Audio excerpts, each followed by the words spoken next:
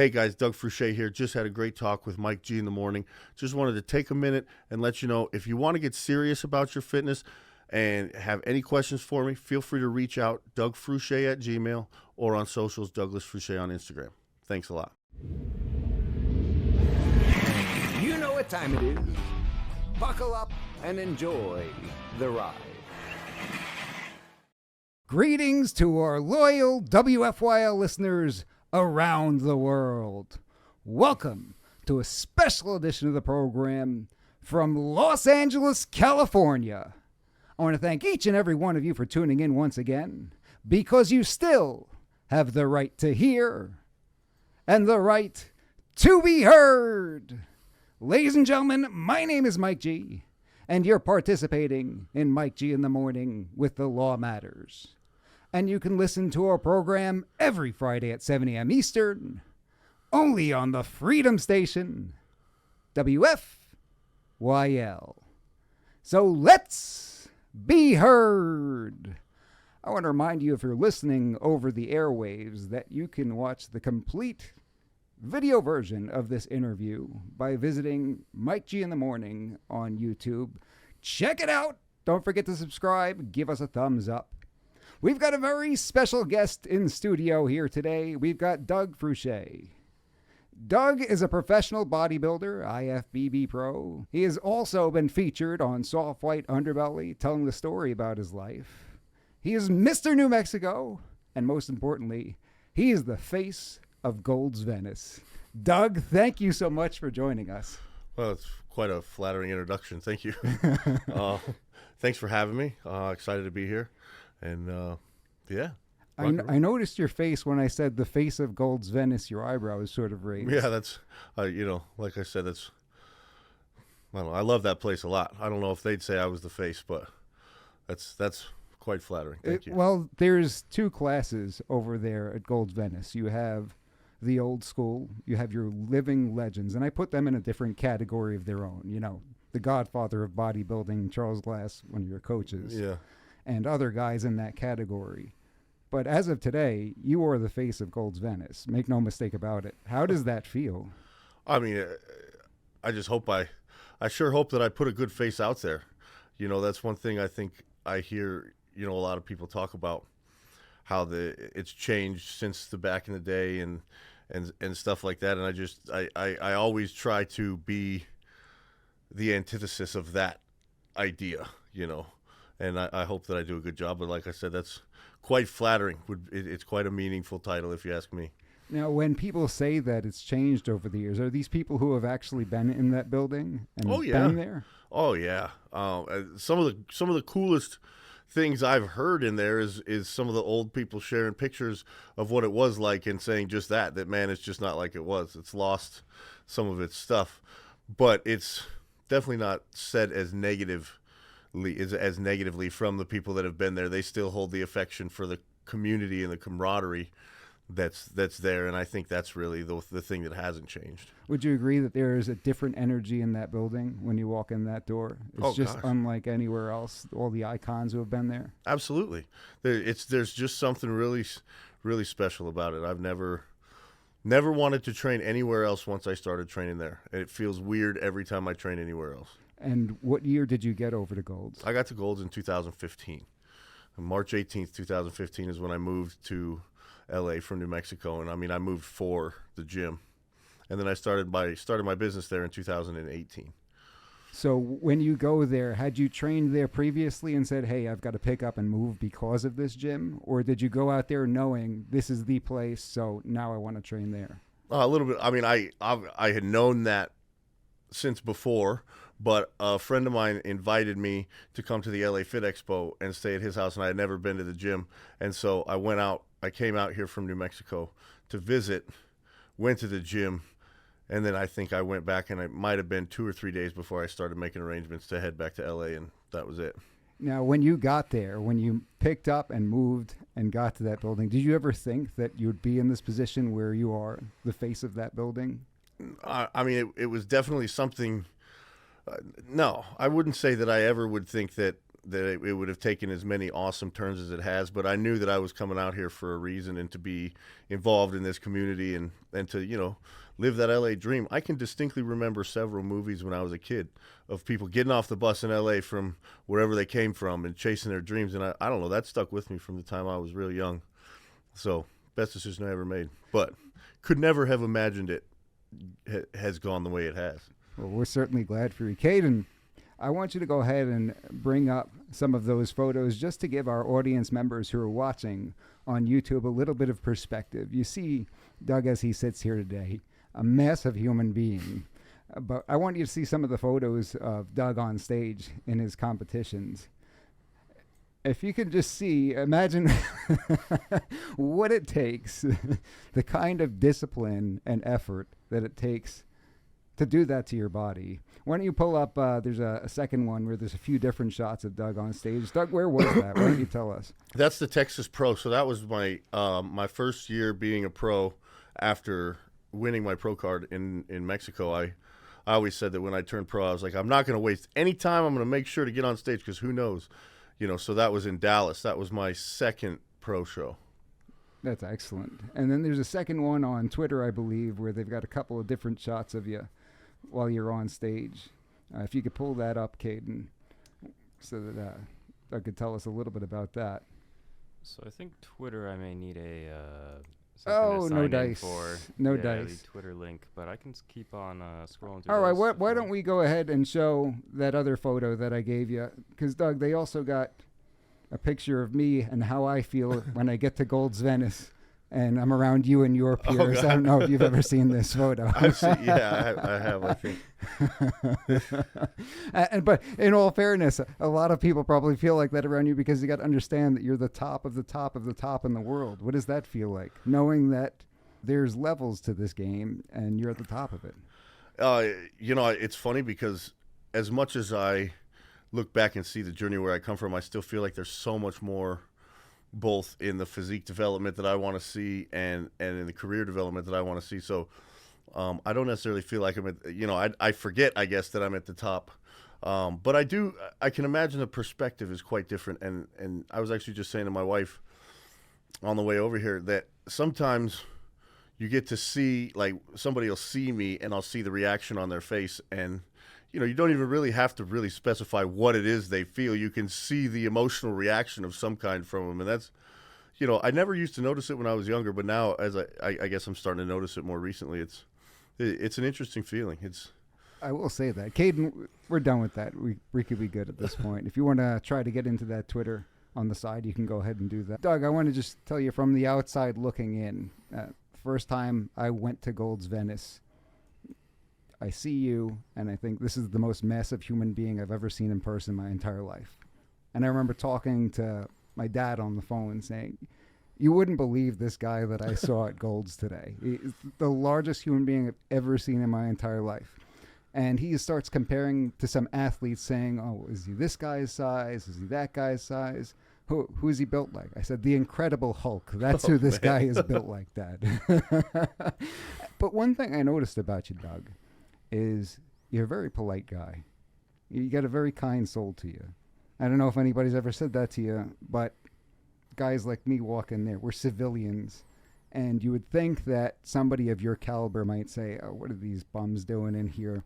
Getting on the machines and everything like that. Get out of the way. This is the elite of the elite over here.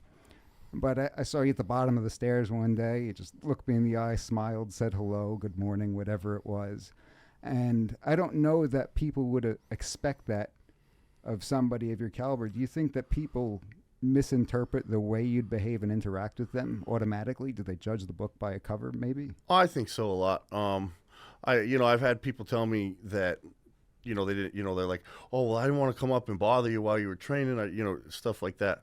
But I run a business out of there, so I feel like I have some responsibility to, to be welcoming and to be, we are a community there, but so I try to make sure that people know that, you're welcome in that gym. Everybody is.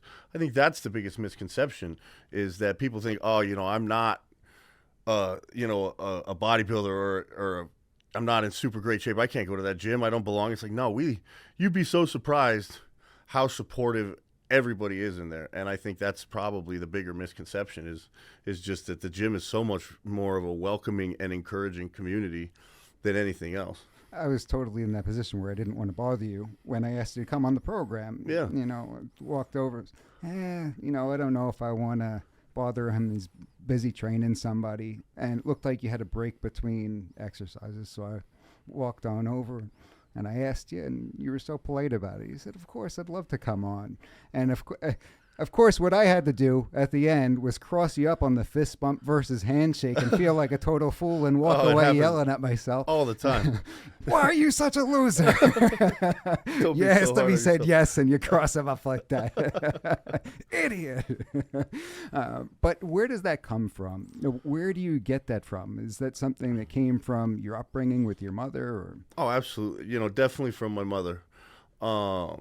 And my grandmother on my dad's side. I live with both of those women growing up, and I think definitely my mother always, for one, she always spoke to us like an adult. So I feel like from a very young age, I kind of knew how to interact with adults, and that helped me a lot to be comfortable. Just, you know, understanding that yes sir, no sir, et cetera, et cetera. I just picked that up young, and then of course I was in the military for a short while, and so that helped with it a little bit, but. You know, the golden rule, you just interact with people the way you'd like to be interacted with. And I've always preferred that over, you know, any kind of negativity or awkwardness, that's for sure. And I noticed in one of your profiles in preparation for this episode, you have God first always in one of them. Is that something that contributes to that as well, putting God first? Absolutely. I feel like, you know, one of the few Christian ideals that that really stuck with me as a kid was that Jesus lives through us, and it's kind of our job to spread God's love through us, and I, you know, that helps me to remember how I want to conduct myself, stuff like that. Definitely a big part of it. That's beautiful. Now, you're on top of the world right now, but you had a really rough go of it growing up, didn't you? You know, it wasn't the smoothest, but who has who's got a smooth one, really? You start in Texas and you end up in New Mexico at a young age? Yeah, we moved. I was born in Texas, but we moved out of El Paso, which is, you know, right on the border of Texas and Mexico and New Mexico, pretty close anyway. So we moved out of there when I was about 5 years old. And then most of my time was spent in Albuquerque with my mother, and then back and forth between my mother and my father's parents. And Dad's not around? No, Dad never really was around. He kind of took off early and did his own thing. I spent a little bit of time with him, but, you know, less than 2 years. And what was that like growing up? What did that feel like? I'm still processing it, even ironic, you know, I'm still processing it like to this day. It's interesting. You know, I think my mother did a fantastic job. And I was never not taken care of, never not, you know, always had food, always had shelter, et cetera. We had a great life, but it's amazing to me looking back how many things are supposedly affected by the lack of a father figure in a man's life, you know, stuff like that. So, were there any substitute father figures in your life? Oh, so many. It's what a great question. Yeah.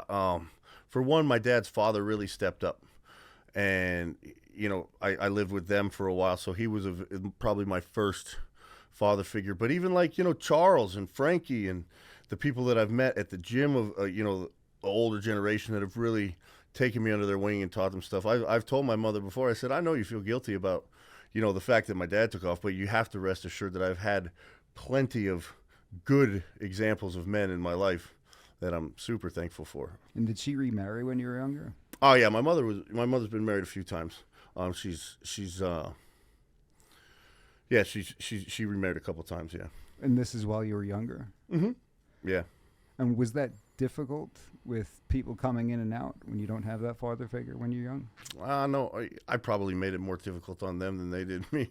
I was a tough kid to have around, especially for those guys. But yeah, it was a little tumultuous at times. I think my mother always wanted to give us a good family, and I don't think that she had the best of luck with her choices and like that. Is that what it was? She was picking the wrong people? I mean, they were sweet fooling woman. her. Yeah. My mother's salt of the earth, you know. And for some reason, she ends up with these guys who are just not quality guys. Yeah. It's strange how that happens. I have a client who I worked with, and he had a comeback story of his own. And while he was younger, his mother continuously chose to be with men who were abusive in one way or another. And he said that his mother's a great woman, but her picker was broken, meaning she couldn't pick good men for one reason or another. It sounds like that might be what happened over there. Yeah, that, or she just invested too much, left herself too vulnerable, and then got taken advantage of, But again, the picker's broken, can't pick the right guys. And now you also had a sister. You have a sister? I have a sister, yeah. And what was that like? What was she into growing up? Were you guys close? We were pretty close. We're 6 years apart, so there was, we never went to the same school. She's older or younger? Younger. She's 6 years younger. We never went to the same school. She was really involved in dance and cheer when she was in like middle school, and that's when I was in high school. And I played sports, so I remember at that time in our life, it was like my mother was running around just getting everybody to their practices and stuff like that. I remember my mother could not wait till I could drive, so she didn't have as much responsibility in the evenings. So it was just such a blur. But yeah, we were a pretty close-knit three. We still are, a pretty close-knit three, my mom, my sister, and I. Now, when you're growing up, you said that you made it more difficult on the stepfather and things like that. Were you getting into trouble as a kid? Oh, yeah. I acted out quite, pretty hard as a kid. I remember, I as a kid, you don't think about, why or whatever. You just act out. And I was just breaking. I was a trouble kid for sure, especially through that young high school time before I started, doing adult things to get in trouble. And so what does mom say when all this is going on? Oh man, she struggled. Just utter frustration, really. And I know that she always wanted to, she always wanted to help. She always wanted to understand, but I don't think either one of us could really, understand what exactly was going on. I feel like I was, from an early age, I was able to talk my way out of stuff and talk my way around stuff. And I think my mom was probably just like, geez, man, I got nothing left, It was a tough time. The high school and stuff like that was rough.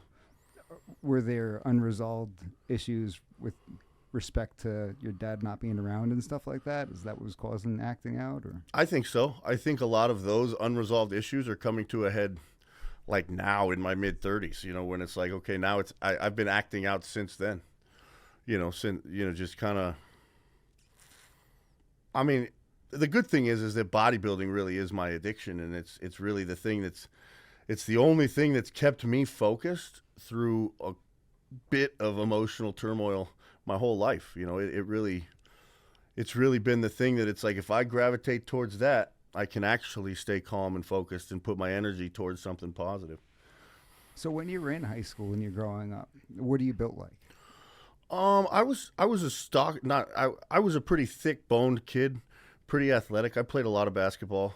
And then my senior year, they basically, I remember the track coach basically insisted that I go out for the football team just because I had started lifting weights. But I was like I grew fast, so I was about 6'2", and I think by the time I graduated high school, I was 200 pounds.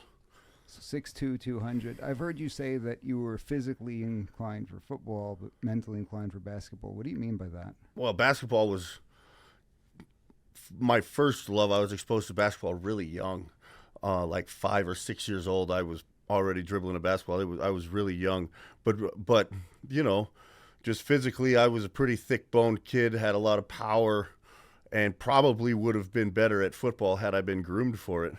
Played it younger, but I didn't play football till I was like 17. So when you say mentally, it's not that you weren't a savage on the field or anything like that. It's that you just loved playing basketball. Is that what he meant? Yeah. I loved playing basketball. I probably wasn't a savage on the field. Never really have I been a super aggressive guy when it comes to the pugilistic sports and stuff like that. So basketball was mentally more of it was beautiful. I mean, it is a beautiful game. Not to say football isn't. I love football. But I was probably more mentally designed. Like, I love the game of basketball better myself. Strategically and everything like that. Yeah. And people don't know how intellectual you are, because you used to be in the computer business as well, right? Yeah. Yeah. I was actually looking at the tower down there because I used to build towers like that. Caden, could you imagine calling somebody to fix the computer and you open the door, and Doug's standing there. Hey, I'm here to fix the computer. It was a funny sight for sure. I remember because it was a locally owned store that had been in Albuquerque for a long time. But there were several times I'd be selling a computer with a piece of steak in my hand, finishing a meal because I was bodybuilding full time, and they were nice enough to let me. I just did whatever the hell I wanted, really. But did anybody ever think it was a setup and they were getting robbed or something like that? This guy's not here to fix the computer. He's here to tie me up. No, most of the time I was in the office anyway. But I did you used to get a lot of jokes, especially if you were out delivering on a commercial side. That people are like, "Really, you're the computer guy, huh?" So you enjoyed the mental aspect of basketball, the strategy and everything like that. At any point when you're doing that, are you as disciplined with your sport as you are with bodybuilding today? I think absolutely. It was a direct and lateral transfer of passion and discipline for me. Basketball was for one, physical activity has always been, but basketball was like from the time I was in 6th grade, I would be outside playing basketball at 6 or 7 in the morning, and we never even had our own hoop, so I'd go around the neighborhood and play on other guys' hoop. I always played. I remember I'd make my mother take me to the gym to play pickup basketball in the morning, and I'd stay there all day when I didn't have school. So it was a total lateral transfer. I just moved that passion from one physical outlet to another. So you said you were getting in trouble in those teenage years. Any drinking, drugs, or anything like that involved? Oh, yeah. Yeah, that started pretty early. Drinking and drugs both.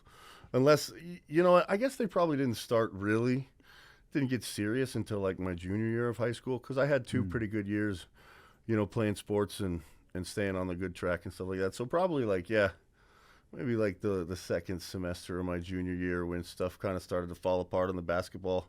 Because basically I guess what really happened was the basketball coach came as a junior and said, "Hey, there's probably not any room for you on the basketball, on varsity as a senior." And so that was a pretty big blow for me. Sure.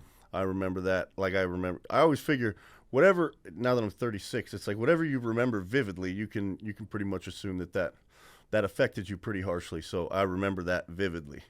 And so how do you get involved with the drinking and the drugs? Is it just people from school or? No, honestly, it was because I was always the kid who had a job.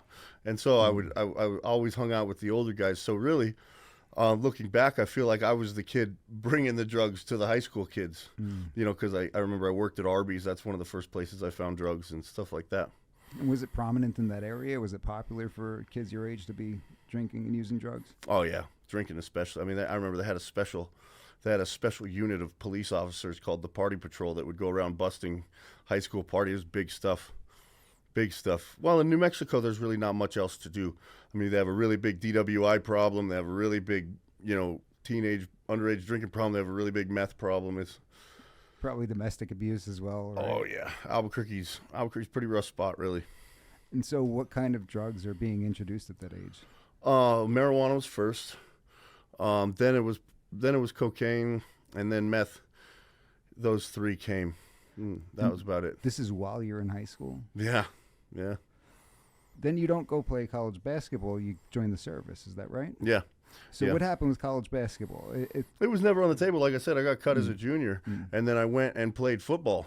And honestly, I had more of an opportunity to play college football than I did for basketball. But I basically just was already kind of, I was already kind of finished with that, and had lost my focus, and ended up joining the Army in lieu of actually finishing high school. So I went and got my GED and then joined the Army.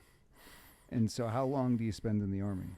It was just about 1 year. Enough time for me to go to basic training, infantry school, one other school, then airborne school. And then I spent it wasn't very long at the unit before I got in trouble and got tossed out of there too. Can you talk about what happened? I mean, yeah, I say it like this I say that they tell an 18-year-old kid, don't get in trouble, but you have all the money you could want and you can drink and party and whatever. I was too young to handle it. That's really probably the best thing. And I tested positive for cocaine. And that was about it. God, I remember it was such a grueling process waiting for that drug test to come back. like a week, 2 weeks. Oh God. Because you knew you were done. Yeah, I knew I knew I had really, really done it. You know, you want to talk about a huge, like that's a textbook example of self-sabotage for sure. You know, maybe I really didn't want to be there. That's probably true. But even still, not my best shining moment, that's for sure. And then where do you go from there when you leave the Army? I continued spiraling for a little while. You know, it was like I just couldn't find my way. Got pretty much, I feel like I got right back into the drugs. Like it's like I got home. Maybe I spent a week or two sober before it was like, no, we're still going. And then that really was the beginning of my downward spiral and my couple of trips into drugs and jail and, you know, just self-sabotage. Were you living with mom at this point? No, I bounced around apartment to apartment. I never really lived with mom much because she was tough. You know, she wouldn't put up with anything like that. So that never lasted long at that period of time. And so this is going on for how many years approximately? Not long, maybe a year and a half. I was, you know, just like anything else, whatever I do pedal to the metal. So it didn't take long to tear that down, you know. Yeah, so gosh, maybe a year and a half. By this time I'm 20, maybe 21. And you're not in the gym? Not nearly consistently, no. Actually, after I think it was the first time I got arrested was really a pretty big, scary thing. And I spent a couple of weeks in jail, and then they really gave me a free shot. They didn't process the case and just kind of kicked me out, and I never heard anything about it again until I got in trouble again. But at that point, that's when I really kind of discovered that training was going to help me, you know, because I was on probation and needing to stay, you know, clean and sober and kind of put my life together. And it was only at that point when I started to develop a routine, I knew how important physical fitness was to that, or physical training. Not necessarily fitness at that time. When I'm 21, you're always in shape at 21. But, you know, like just the training part of it, weight training especially, because I never had, after sports, then there was the Army. So you had it there. You had that athletic competitive edge, and then it was just gone.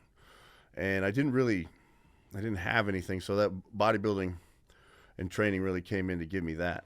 Did you replace, when the Army was gone, did you replace that with more drugs? Is that how it went? Yeah. It was just basically like, okay, well, you've started this road and you're out of the Army now. So what else what can get worse? Just, man, you know, looking back on my life, it's really remembered as just, these are periods of chaos mentally where it's just, you know, it's almost like you're just kind of letting the steering wheel slide through your hands as it rolls around on its own. And his mom and your sister just devastated during this period, or yeah, concerned? Definitely devastated. I mean, definitely. It took a huge toll on my mother, but I feel like my mother always she did the right thing. Like I remember when I got arrested, she basically was like, "I am not going to pay money to talk to you on the phone. Like I'm not going to do that. If you want to talk to me, then you can write me letters and we can communicate that way. But this is your thing. I didn't put you in here. I can't pay for you to be in here." And it was like, I remember just being like, okay, well, nobody's going to get a lawyer for you. You're really in jail. Like this isn't just some joke or something like that. Like you're really here. It's only you, and you literally are destroying everything. I remember thinking that, like, it's the relationship with my mother is the one thing you feel like can never really be tainted or tattered or anything.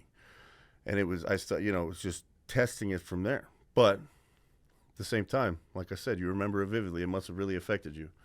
And that was a rough one. And you're 19, 20 years old at this point? Yeah. I always insisted I should be, you know, I was like, I always felt like I insisted I was much older than I was. And now looking back, I realize how young and immature I actually was. But that was the wake-up call right there. That was one of them. I've required a few. I come by that honestly. I've required a few wake-up calls throughout my life. What else comes to mind? You know, the most recent bout with rhabdo was probably a really good wake-up call because. Explain to the audience what that is in case they're unfamiliar. Yeah, rhabdomyolysis is a disease. It's not a disease.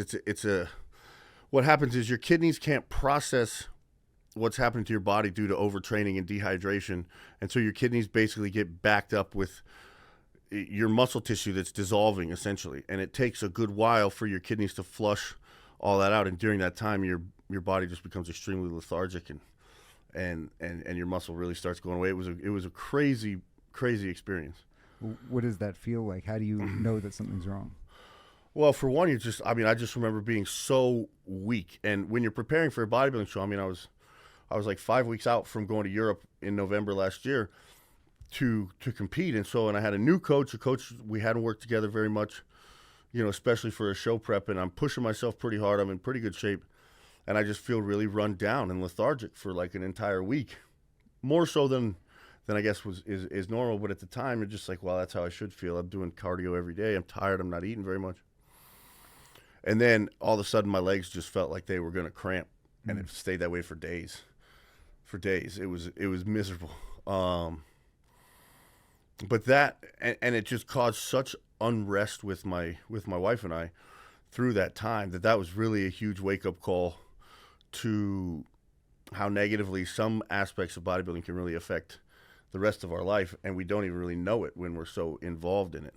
And so what is that from? Is overtraining? Or? I think just it's a high stress environment, overtraining, supplementation a little bit has a problem with it, and just, the nutrition, everything. You're just running your body at a super high level for as long as you can. You're asking a lot from it. I look at it like you're just running test laps in a race car, When you're asking a lot of a race car, things can go.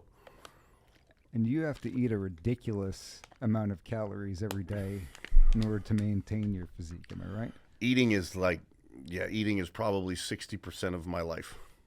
I heard you say you eat for a living, right? Yeah, I really do. What's the saying? Yeah, eat for a living, eat for the job you want. Mm. And so how many calories are you putting down? Usually my baseline, especially now, like in my off season, I'm trying to actually recover from the rhabdo still, so putting on a little bit more size. I'm eating quite a bit, close to 7,500 calories.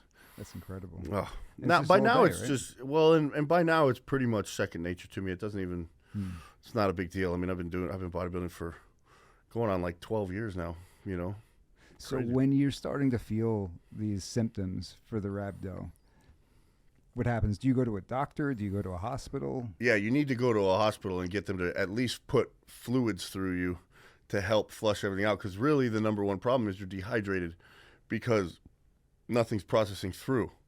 And so the fluids really help to flush everything out. I remember I went to the ER and they put 3 bags of fluid in me at like back to back, 3 bags, plus a bag of potassium. And then things started to turn around. So, did you have an idea of what it might be when you went there? Thankfully, my wife's a nurse. So, we knew exactly what it was. And she really was able to give me the best advice as to what to do to fix it. And it was pretty good. So we got to this because we were talking about wake-up calls. Let's go back to that first wake-up call. And, your mom gives you that ultimatum, so to speak, get your life together. And did you really sit there and reflect on that and how what you were doing, your actions were impacting not only your own life, but hers? If I remember the situation correctly, I was pretty emotionally affected at that very moment. So probably after I stopped crying and being, in hysterics in my jail cell, then I really started to realize I remember what I really realized was the gravity of being unsupported. For the first time, like I'm 19 and my, my mom is not going to be the end all be all. Like it was the first moment where I totally felt alone and unsupported, that I can really remember. But then moving forward, looking back on it and recognizing all that your mom had sacrificed growing up and everything like that, because being a single mom is tough, right? Absolutely. Did you feel bad about that? And wanna sort of moving forward, do things to make that up, so to speak? As much as I possibly can. Yeah, absolutely. There's no making it up. My mom gave of herself, all the way through my life. She still does. I feel like on a daily basis, she still gives of herself for the good of me. Can never repay that. But our relationship is and has consistently been unchanged for the most part, even through that and stuff like that. I guess what I meant by unsupported was it's just like she's not going to help you with it, but her compassion was really always there. And I think I always knew that if my mother was saying she's not going to call me, that means she's really pretty upset, because we always talk. You know, we talk at least 3 times a week. So then you said you started to build out a plan and get structured and everything like that. What does that look like? Do you just go to an apartment and say, okay, here's what I'm going to do from here on out? It really was an evolution of following just my heart, honestly. Bodybuilding took my attention so strongly from, like, literally, I remember in high school, the first time I got a pump, I remember how it felt to try to open one of those panic bar doors with a pump in your arms and shoulders. And I was like, this will happen every day. I just knew it. And every decision I made had that in mind from then on. And so, you know, obviously I had to work to pay for the food, to pay for the gym membership, et cetera, et cetera. And I always loved working. You know, my whole life, being productive and making money was always something I was pretty driven to do. But it very early on became, I worked to bodybuild. Like, it really did. And even to this day, I always tell people, I said, I don't have you know, that's the only reason I have a job is to go to the grocery store. You know, it's what I do. And so the gym is involved with this new structure moving forward. How about the substance abuse issues and everything? Are you tackling those? Did you go through any kind of treatment or anything like that? Yeah, when I got out of jail, the long time that I was in Albuquerque before I moved to LA, I was on probation. It was like 5 years of pretty intense probation. That was basically the only reason I stayed in New Mexico. I did not want to stay there, except for I was, stuck there on probation. But they had required group counseling that, of course, nobody wants to start going to, especially because it's pretty intensive. It's like 2 times a week after work. You have to go and get your paper signed and all that stuff. It's not a pleasant thing, but it did turn out to be a really beneficial thing for me. I developed good relationships with other people and was actually able to talk to other people about these issues I was having. So, they call it drug court in New Mexico, or they did when I was there. It really did end up being a pretty positive thing for me. And that helped me with the substance abuse. But even through my life, bodybuilding always kept me away from that. And when I'd get away from bodybuilding, that would creep up. Was it rough when you got sick? Did you have those thoughts creeping in? Yeah, it was a rough time. Yeah, it was, but thank God for my wife. And, we battled through it. We really did. And we're still struggling through it a little bit, but because it was, it's just hectic, especially when it becomes, as a pro, and a lot of people probably won't agree with me when I say this, but for me as a pro, it becomes like all that you are to a certain extent. And maybe that's part of the problem. Maybe that's something I'm still learning to not have happen as you start going into these preparations, but it literally takes everything over. And so as that starts to crumble, a lot of times I feel like we can, as bodybuilders, kind of lose our identity a little bit. And that's a dark place to go, and, some of the stuff I'm still working through, and I am not even really able to vocalize yet or talk about yet, but it really was it was a wild ride. Now, because this is something that you turn to in the aftermath of all these struggles, do you think that's why it's that much more important to you?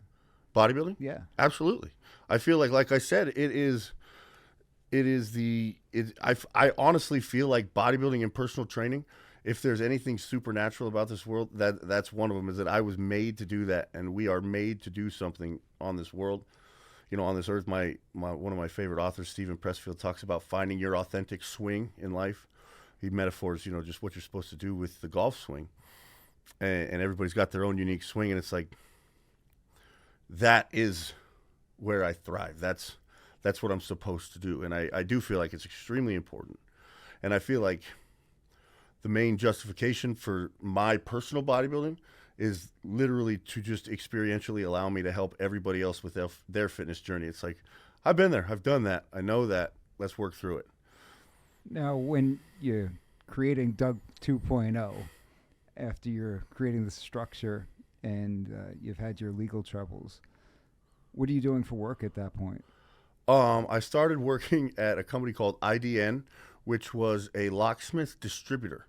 So they sold basically everything a locksmith would need as far as pins, cylinders, keys, key blanks, key cutting machines, door hardware like locks and stuff like that.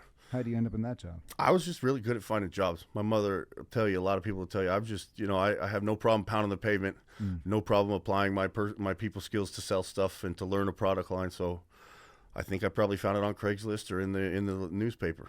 And so, are you going to the gym at 4 o'clock in the morning at that point? How No, are at you that fitting it point, in? I was still going to the gym after work. Afterward. After work, that was, and it's funny. You ask. It's actually a pretty important question in the chronology of my bodybuilding life is what time I went to the gym, because I always used to think to myself, man, if I could just be one of those guys that worked out in the middle of the day when the gym was empty, and it would be so nice. Finally made it, man.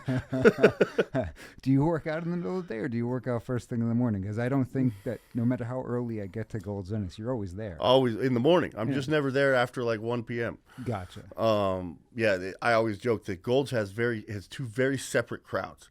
They have the morning crowd and the evening crowd. I have literally been to the gym after 3 p.m. 4 times in my whole 10 years here. Wow. I'm just a morning guy. And the few times I've been here, it's like at night, it's like, this ain't my crowd. It's a different group. Nothing wrong with them, of course. Just they'll say the same thing. It's just a different vibe, When do you discover that, though, that, hey, I got to work out first thing in the morning instead of doing it after work? Really, I hated doing it after work. I never liked it, but that's, you work all day. I hadn't developed the discipline to wake up early. I wonder why I didn't do that earlier, honestly, now that I think about it, because right now I tend to train at about 8, 9 a.m. I have clients 5, 6, and 7 pretty consistently. That's my favorite time to work because the gym's really empty. It's quiet. I wake up, I do my cardio, eat my breakfast. I mean, now I live like the charmed life. I take the liberty of making bodybuilding my 100% main focus. So it's like my clients and everything are structured around my meals and training. But that's why I train in the evening, because I didn't have the freedom to do that and train whenever I wanted. Well, you say charmed, but that takes a whole lot of discipline. I don't think that anybody, even if they had the opportunity, would be able to wake up at, 3:30 in the morning, 4 o'clock in the morning? What time are you getting up every day? I get up at 3. 3? I get up at 3, yeah. What time do you go to bed? I go to bed at 7. You go to bed at 7? It's funny. That's the one that gets the most reaction is I go to bed at 7. Yeah. And that one, honestly, COVID really helped me with that, solidifying that part of my routine, because I could only work super early in the morning when I had access to a gym. And that was it. So that just kind of started that, and I just never went back. Plus, living in LA, like I loathe morning traffic, and the idea of being at the mercy of morning traffic just throws my neuroses into a handbasket. I can't possibly run the risk of being late. And so it's just much easier to wake up and get on the road before everybody else does. So did you find that creating that structure where you've got a job, you're going to the gym, that sort of helped keep the drugs and alcohol out of your life? Absolutely. I thrive on structure. As a matter of fact, that's probably one of the main things that breeds chaos, is not knowing what's coming for the day. It very much helps me. Now, there's a difference between knowing that you love doing something, right? Getting that pump and saying, this is going to happen every single day, and saying, I can be one of the best in the entire world at this. At what point in this journey do you realize I have the potential to be one of the best in the entire world at what I'm doing?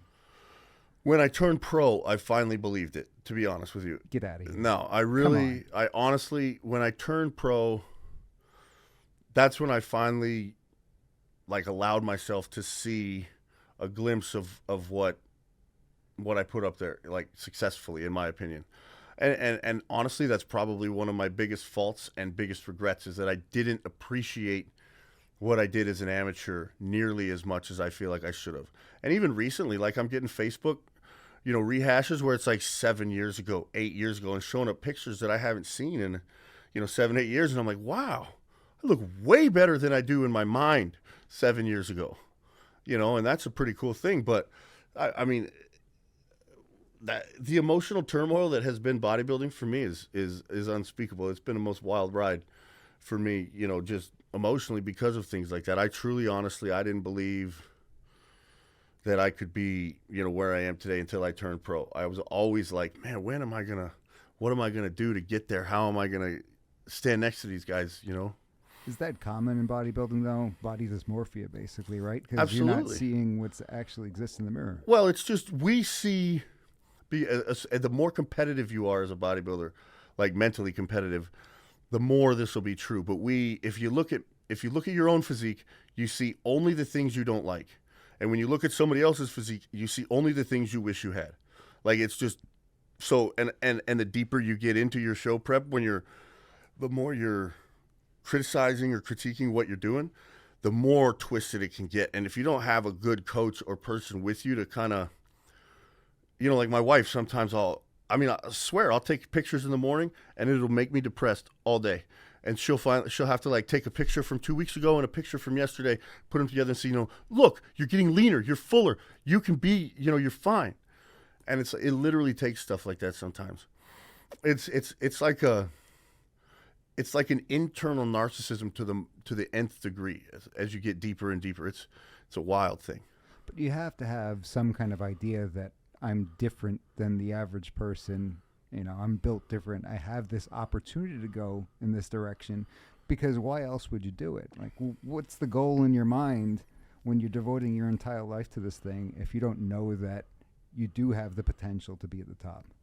I guess my goal was always to just continue doing what I was doing. I just loved it so much, and it was like I just pursued training as much as I could. And honestly, I feel like what allowed me to do it more than the competitive bodybuilding was the personal training. Because when I found that I had something to offer other people in the gym as far as my knowledge from training, that was really the most profitable product of my personal bodybuilding that has ever shown itself. I mean, I haven't made any money on the competitive stage. I haven't made any money as a bodybuilder except for, the parties that I got to play the Hulk and the acting stuff. Of course, that's great little bonus money, but I mean, I've made a very good business out of being a personal trainer. And that would have never happened if I wasn't as on fire emotionally and mentally for the discipline of training and stuff like that, to lead by example. And so that probably really allowed it to just be my main focus. But always the goal has been, I just want to be a bodybuilder. I just want to train every day. I just want to be able to make that the main focus so that I can actually see what potential I have. Let me ask this, though. You turned pro in 2021, right? Yeah. At what point do you start training with the Godfather, Charles Glass? As much as possible, even a little bit earlier than that. And like, let's see, 2021. So before COVID, there was me and a guy named Cyrus. We're really training hard together at Gold's, and we were pushing it and having a great time. And Charles was around us at that time, but we were still a little young. And we weren't pros. And so we couldn't, Charles didn't have time for us. And at that time, Dexter and Sean Roden and all these guys were still in Gold's, training pretty hard. So, but we would follow those guys around like nothing. Like, I would beg to just hang out with Charles and literally follow Charles, learn from Charles. And when we started getting ready for the pro qualifiers in 2020, that was the pretty wild ride. I did Amateur Olympia, and then the USA's, and then the Guadalajara show. And so for all that, Charles was around. And then for a little while, when Gold's was closed, we were at Dave Fisher's. And I brought Charles to Dave Fisher, so it was really a great political move for me. I knew Dave Fisher pretty well, and I kind of negotiated, okay, us Gold's trainers are going to go over here. And I brought Charles over here. So that really got us to get a little closer. Wow. And we fostered a pretty good relationship. That's so cool. But you say in 2021 is when you realized you had that potential. You got to know when Charles is spending time with you and singles you out and says, hey, kid, you got something here. Oh, man, I tell you, I honestly feel like I worked really hard for that. I feel like I was in Charles' face begging him for that a lot. I never really let myself believe it, though. Like you say, I guess in 2021 when I finally had that pro card, because that was just a big part of the goal for me, and it is for a lot of us, just to get that card, even though, you still have to pay for the damn thing. You don't, it's, but you want it so bad, you go so hard for it. And once that comes, you can kind of take a breath and start the next journey. But there had to be other people around who were experienced and had accomplished a lot of things who saw you and said, hey, keep at it. Absolutely. You're going to be there. Absolutely. Yeah. But there was no validation until you actually got that pro card. That's sitting in this chair. That's the way it looks looking back. Yeah. Wow. That's the way it looks looking back. Wow. So as you are today, you're training other people. You're training high level elite athletes? Are you training regular people? I hate to say regular people. They're all real special, but just normal dudes. I feel like I have a pretty good variety of clients because over time I've just kind of developed good relationships, and I think people come to me for the energy that I give them. So it's a certain type of client that wants to really train hard and learn stuff that I think I really connect with, but it has always been a pretty wide variety of people. I do have the pleasure, like I worked with a couple of bodybuilders that turned pro this year, John Anthony Dornwald and Zaid King. Zaid turned pro at the USA's. He won the light heavyweight. He looked phenomenal, and we worked together a little bit. But yeah, mostly non-bodybuilding athletes. Guys that want, I have a good amount of guys that live the bodybuilding lifestyle but aren't competitive. Yeah. And that's by regular people. I didn't mean it as an insult. Of any No, yeah, sort. of course. I just mean non-competitive bodybuilder. Yeah. You said that much more eloquently than I did. Maybe you should be in this chair, Doug. No, you're doing it. Lawyer, doctor, whatever it is. Just not a competitive bodybuilder. So do you enjoy working with people like that? Do they come to you when they feel like they need to get in shape, or are these people who are already, so far along the journey and they want to take it up a notch?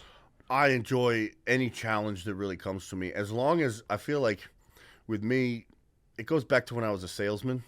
I remember having stupid sales jobs where you gotta make cold calls and follow scripts and stuff like that. And then I also had opportunities to do business to business sales, where it's really like these guys come to you looking for a product to solve a need, and you just go find it, right? And if you come up with a good answer, you tell them how much it's going to cost, and if they buy it, that's great. That was the kind of sales I always excelled in. And so with personal training, I kind of look at it the same way. Like, people come up and they're like, well, what are your rates? And I said, here, how about this? Here's my email. Sit down. Tell me what you think I can help you with. Tell me why you think I can help you. And tell me your level of commitment. Sit down and talk to me about it, because I literally quote everybody individually money-wise. I don't even like to talk about money until I figure out if it's something I want to do and something I think I can do. So, I can give you a couple examples. A guy, Brian Thompson, he came to me at 47. He was a car designer, and, he had just started working out a year or so ago, was kind of getting into it, and he had just decided, I want to live a bodybuilding life. I want to be big. This is what I want to do with this time in my life. And he was like, will you help me? And I was like, absolutely. And so for 2.5 years now, from day one, I've taught him how to be a beginning level bodybuilder, and he has excelled and grown, and we've had a great journey together. So that's one example. Then I have a guy, Jim, who he's 67, and he works, high up at a bank, and works 60 hours a week still, and just loves the fact that he can come in 3 times a week and destroy himself in the morning before he goes to work. He loves it, and I have the pleasure of helping him do that 3 days a week. It sounds like it's very rewarding for you. More so than I could have ever imagined, honestly. Is there anything that irritates you that you see at the gym? Oh, a lot. Depending on my caloric level, it can vary for sure. The one thing that I find having to remind myself of is that not everybody has the same level of passion for the gym that I do. Somebody put it to me really well. They said, Doug, think about how little you like shopping, and equate that to, some people really love to go to the mall and find good outfits and stuff like that. And I don't. I go to a store to buy what I need to buy because I know it's there, etc. And somebody told me, think about it. Some people go to the gym like that. They don't know. But that's one thing that always, when you're in the gym and you're just not doing anything with any level of intention, that's one thing that it'll always frustrate me a little bit. And then just people that aren't courteous, especially people leaving a bunch of weights on the machines. Drives me nuts. Because, there's several women over 80 that work out at Gold's in the morning. They do not need to take 45-pound plates off anything. So that kind of that'll get me pretty bad. And the dumbbells getting mixed up. How about that? Nah, actually, we were just having that. That's funny. I was talking with the manager, Jeff, today, because for the first time ever, I watched Jeff and the staff. By the way, if Jeff hears this, what a good manager. The general manager of the gym's re-racking dumbbells. Come on, that's good stuff. But so they're putting the dumbbells back in order. And if you've ever been to Gold's, that's just not the way it is. And I was joking with Jeff. I said, honestly, if everybody just puts them back on the rack, that's fine. You know, they don't need to be in order because that's kind of a fool's errand. They're going to get out of order. But I always felt like, I mean, and Gold's is actually one of the only gyms I've ever been to that corporate doesn't want them to say, please re-rack the weights. So there's no signs that say, please re-rack the weights, because corporate feels like, I don't know, it's offensive or something to ask people to do that. Yeah, if you look around, there's not a single sign that says, please re-rack. So if you come to Gold's, please know that it is silently intended by those of us that work there for you to re-rack your weights. Isn't that just like a decent human being social contract kind of thing? I feel like it is. But I always say some people didn't have a grandfather with a work shed. Like my grandfather had a shed that everything had an outline on the pegboard where it was supposed to go. And if you took a tool out of the shed, you put it back. If not, there would be hell to pay. Maybe you ought to do a video on that, Doug. Yeah, maybe. Explain to him just like Grandpa did. Just like Grandpa did. Now, you will see fewer people doing the lazy sort of stuff that you're talking about at Gold's than you will in, let's say, a commercial gym. You go to an LA Fitness, you're going to see a whole lot more of that. People sitting on a machine, reading the newspaper on their cell phone than you will at Gold's, right? So, I mean, we have our fair share for sure. We do have our fair share. But for the most part, I think that even the ones that do come and like read the newspaper and stuff, they give way to the serious trainers, the people that are training pretty hard. Like if it's evident you're working hard, a lot of guys will be like, oh, you go ahead, stuff like that. Let's talk about some of the really cool stuff that you've done over the last few years. Oh, yeah. The other day I walked into the room and you're on the bench press with Mike O'Hearn. There was some kind of balloons. Oh, yeah, right it was his birthday. It was his birthday. Yeah. Happy birthday, Mike O'Hearn. Yep. So what was going on there? Can you tell us? Is that top secret? No, that's just normal day training with Mike. Except for the fact that it was his birthday, so he was probably Instagram Live in it or whatever. But now that's been a really cool thing, just being able to train with Mike and learn from him. I always think that it's really cool to see somebody. I feel like I've gotten closer and closer to where he's at professionally, but to see somebody who's not in an unattainable spot where you could be, and watch how he handles some of the things that you may have to handle going forward, I find that to be a real privilege for me. And watching him just so adeptly handle being, whatever you call him, what he's doing with the different movie roles and all the stuff he's doing, it's pretty awesome to watch. The longevity is incredible, right? Oh, and yes, the longevity is incredible, and the fact that he is still as strong as he is blows me away to this day. And I train with him for that reason, because, I can really push him, and in doing so, it pushes me. So it's fun. It's fun to be that guy. Do you find that when you're around people like that, it motivates you to be even better? Yeah, so much.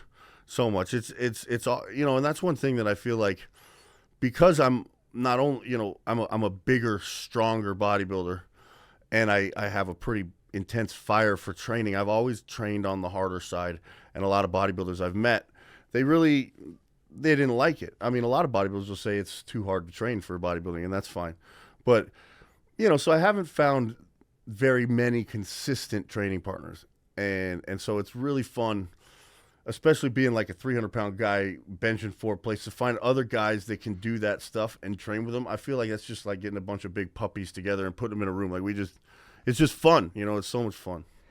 That is one thing about you. You do really heavy lifts for bodybuilders, right? Yeah. And it's just because I'm structurally denser, really. I feel like I train pretty conservatively strength-wise. I just, like you said, I'm a little blessed when it comes to the power and stuff, but I'm pretty careful and conservative, and I don't go heavier than I very often. Well, you put out that video just the other day, leg day. Nah. And you were under the squat rack with no shoes, right? Yeah, no shoes, no shoes. And what did you get on that? We did 600. Well, 595. 595 for 3. which I'm kind of, like I said, I'm recovering from that rhabdo, and so I get to really eat a good amount of food and do some of the stuff that puts on the thickness and the mass a little bit more. And I've always loved squatting. It's just something I've always loved. So getting to do that a little bit more, and mobility wise, not the same as it used to be. Well, I was going to ask you about that. When you're lifting heavy weights like that over a long period of time, how do your joints feel? They feel a lot better than I feel like I expected them to. About 3 years ago, I mean, I've always been pretty mindful about rehab and ART and like really the recovery part of bodybuilding, which I think as you get bigger with more muscle and older, that becomes each year it's more important. But I've really found a good groove and had great teachers when it comes to that kind of stuff. And so over the past few years, I've really been able to develop good strategies for keeping my joints pretty healthy and for keeping myself really mobile. But even still, they say that that's what goes. Well, the human body is probably not meant to lift that kind of weight, is it? Probably not, but I'm gonna do it as best I can and as good as I can for as long as I can. Well, you're a young man. Does that concern you at all that, 20 years from now, you still got a lot of years left on the planet? Yeah. I mean, that's why I hang out with guys like Mike, because that's what he's doing. I mean, Right. he's 18 years ahead of me right now and still kicking. If I can be anywhere near as good as he can at that, as he is at that time, and then, all the better for it. And guys like Mark Bell and Stan Efferding and all those guys have really worked to transition their power into longevity, which I think is really important. And that's one thing that I think O'Hearn does really well. We were discussing it the other day about how we train. It's always muscle contraction to move the weight. And I think that's a much better and more longevity-minded approach to training and, just proficiency in the mind-muscle connection, everything like that. Are there any other projects that you did that come to mind that were a lot of fun? A lot of the things I've done in Hollywood have been extremely fun and extremely rewarding. Like, for example, Divinity, which is a movie that I did with Mike O'Hearn, where I played Steven Dorff's stunt double, was just an awesome experience because they put this mask on me that made me look like the guy from the Goonies. That's the best way to explain it. But I just looked so huge, and it was 6 hours of makeup each day for them to put this on, like real professional Hollywood makeup, and then just being on like a real set, having to have actual lines. It was so cool in this beautiful house in Joshua Tree. The movie just came out, and it's a pretty obscure movie, but it was really cool just to be a part of that. And then I got to work on Babylon, which was the Damien Chazelle follow-up, or the Damien Chazelle Hollywood pick. That was pretty crazy too. All those things have been so much fun. I mean, anything I've done like that, there's been a couple of really cool photo shoots where I've gotten to be like, like the photographer's just like, hey, I want to do this kind of stuff with you. And I'm like, cool. Tell me how you want me to stand. And then we get to kind of collaborate on that. That's some of the most fun. Does anything about the scene with fitness influencers irritate you? Honestly, I think the thing that drives me nuts about those guys the most is it's the people that absorb that information and the way they process that information and the way they interact on social media is pretty disgusting. Some of the comments that people find appropriate just to say and I understand it's the internet, there's tons of stuff, but I mean, like some of these comments that, for example, my wife was spotting me on a bench press and somebody said, what is that thing spotting you? And I'm just like, those kind of things, you see it everywhere. And it's just like, why is that an acceptable way for us to interact? Doug, I'm going to tell you something you're going to remember this for the rest of your life. Some people have never been punched in the face syndrome. I like that. Yeah. And that's what ails them behind that keyboard, where they feel that they can say those kinds of things.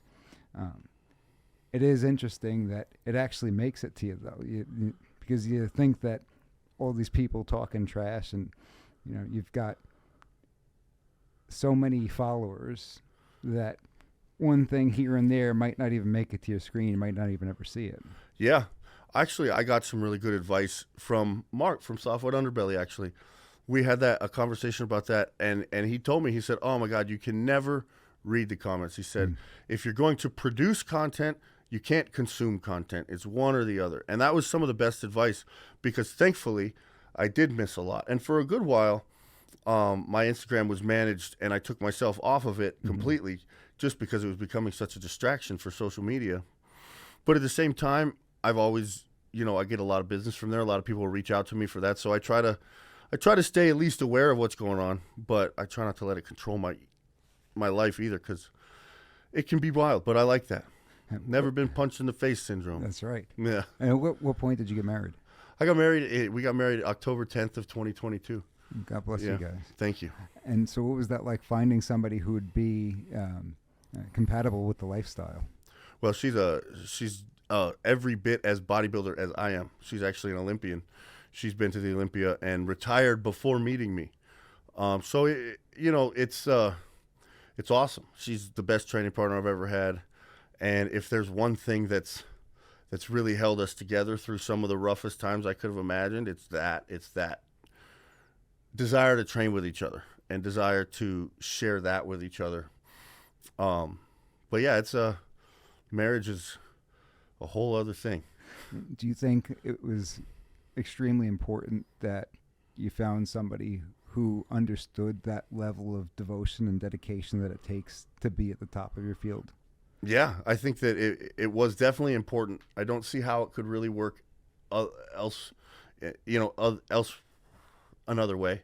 I feel like she actually holds me to a higher standard because she also lives that way. But yeah, I think it was important. I think that it just wouldn't work any other way. It's too much. I mean, she knew how to handle everything that went on with the rhabdo. She knew how to handle quite a bit of stuff. So it's been important. That's amazing. God bless you guys. Thank you. So what do the next few years look like for Doug Fruchey? What can we expect on the horizon? I don't even really know, to be honest. I know that I'm going to keep training. I still haven't achieved a lot of the things just personally I want to see happen with my physique. And so I'll still train, God willing. Focus on my business as a trainer. I really want to see some expansion there. Talk a little bit about that. I can't work all day, every day as, in-person training, but I do know that there is some good knowledge that I want to put out. I haven't figured out, what the best way to present that is. But I'd like to reach more people. I'd love to teach more. As far as training, I have a vision of doing some sort of tours in Europe, to different gyms and just teaching seminars, stuff like that. I haven't decided if I'm going to compete again or not. It was a pretty big scare with the rhabdo, but at the same time, I didn't achieve everything I wanted to either. I really wanted to go to the Olympia, so that's always going to draw me, But I don't know. God willing, I'm going to continue to be a good example of what he needs me to be and just living the fruitful life and being grateful and thankful. So you're just taking it one day at a time right now? If I could continue to take it one day at a time for the rest of my life, I'd be happy. That seems to be breed the best results.